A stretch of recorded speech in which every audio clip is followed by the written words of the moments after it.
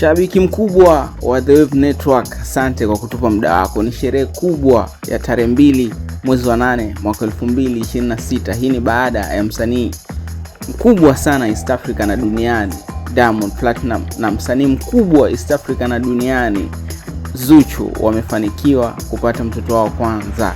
Hii unaweza ika comment ya kwako utuambie, wamezaa talanta ya aina gani? Kwa sababu upande wa pili Zuchu ni hatari kwa uimbaji wake na performances, na upande mwingine Diamond Platinum unavyojua ndo msanii wa kipekee ambao katika performance halinganishwi, na uimbaji wake ni the next level. Yeye ndo simba wa East Africa na yeye ndo bingwa ambao anatuwakilisha duniani. So wamefanikiwa kupata mtoto wao.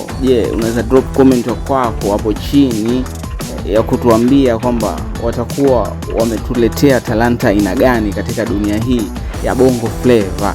So wamefanikiwa kupata mtoto na hii imefurahisha wengi wamewa congratulate sana katika social media, na inaonekana pia Diamond Platinum amekuwa mtu wa furaha sana kulingana na maongezi yake na text zake anazoziongea katika mitandao ya kijamii. Wewe una yapi ya kusema katika uzazi huu wa Zuchu?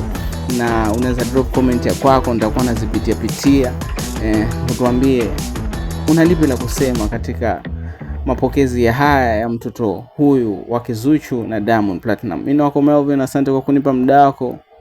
Bye.